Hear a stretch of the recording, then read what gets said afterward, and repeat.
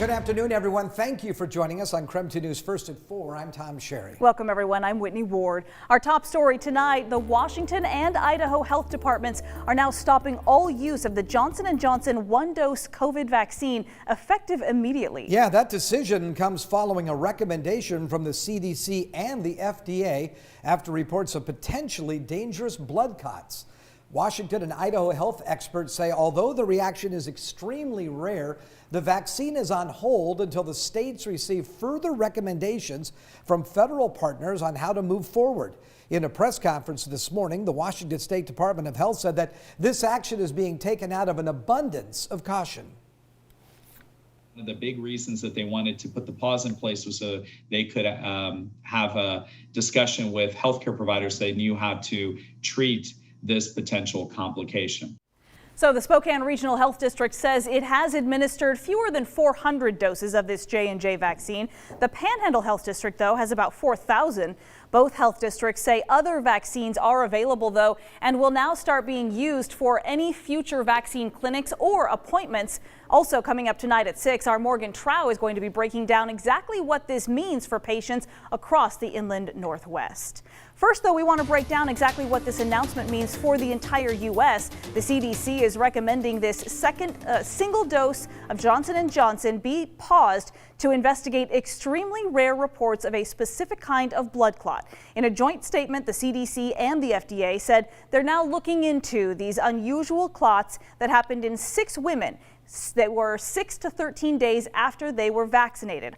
All of the women were between the ages of 18 and 48. 6 women out of more than 6.8 million who received that vaccine in the U.S. developed some kind of clot. So that is about 0.0000882%. So obviously very, very small. Well, according to the CDC Principal Deputy Director, people who recently got the vaccine should look for any symptoms. So if you received the shot more than a month ago, you're at low risk. But if you got it less than 2 weeks ago, you should look for symptoms. And those symptoms include a severe headache, abdominal pain, leg pain, and shortness of breath. If you experience these symptoms, you should contact your healthcare provider and seek medical treatment. These symptoms are different from the mild flu-like symptoms and the fever that many people experience in the couple days after they received the vaccine. Now today, Governor Jay Inslee responded to the health department putting that pause on using the J&J vaccine. In a series of tweets, he said he agrees with the decision, also saying that none of the 6 patients who had the rare blood clots are in Washington. The governor also said today's announcement does not impact the state's plan to make the COVID vaccines available to all Washingtonians 16 years and older starting this Thursday. Today, Chief Medical Advisor Dr. Anthony Fauci joined the White House briefing to discuss the recommendation of a pause of that J&J vaccine here in the United States. He said people do not need to worry about the Pfizer and Moderna vaccines and that this pause on J&J is out of an abundance of caution and for them just to take a good look at that vaccine. This is a really rare event. If you look at what we know so far, there have been 6 out of the 6.85 million doses, which is less than 1 in a million. Now we understand it's a lot of information, and for any questions that you have, feel free to visit our website, krem.com. We have a lot more information there. You can also text us at 509-448-2000. And as the effort continues to get as many people vaccinated as possible, Whitman County is now one of 3 Washington counties moving back to phase 2 restrictions. Governor Jay Inslee announced that move just yesterday amid a spike in cases. Outbreaks have been tied to Washington State University students having parties and gatherings in Pullman. Last month, the university president sent a stern letter urging students to do their part. City Council member Brandon Chapman also says the move is another blow now in a difficult year for Pullman. The whole cruel irony of this whole thing is that they had hope, they were moving forward, and now they took that gut punch by saying, hey, you got to roll back to this previous phase, and I think that's going to be difficult. Phase 2 restrictions limit restaurants to 25% indoor capacity. New at 5 tonight, we'll hear more from a Pullman restaurant owner on the difficulties she's facing now with these new guidelines.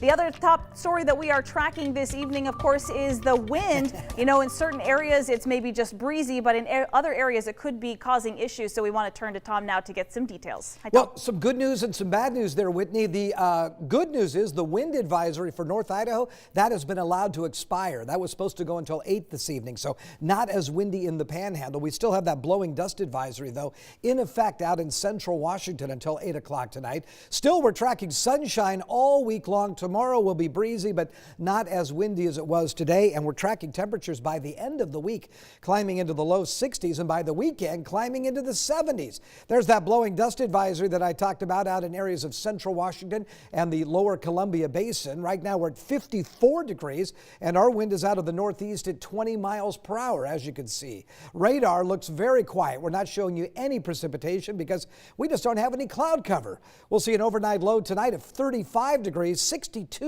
the expected high on your Wednesday. And then for the weekend, as I said before, some really beautiful, almost May weather to enjoy. 72 on Saturday, 74 on Sunday. The rest of your 7-day outlook coming up in a few minutes. All right, Tom, thank you very much.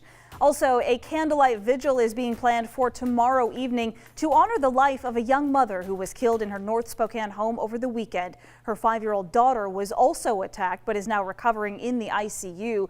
Right now, we are only identifying them by their first names. So the vigil for Cassie will start at 7:30 tomorrow night at Franklin Park. Her co-workers are organizing this event with donations from their union. Everyone is being asked to wear a mask and socially distance if they come. They're also being encouraged to bring lilies in honor of Lily, the 5-year-old who remains in critical condition at a Spokane hospital tonight. And domestic violence counselors will also be there tomorrow for anyone who needs to talk. It's a longtime friend of Cassie's who's now helping organize this event. This candlelight vigil was put together to bring love and light to the family and to let them know how much Cassie was dearly loved. The family's hurting. I've talked to them. I mean, this is devastating to all of us.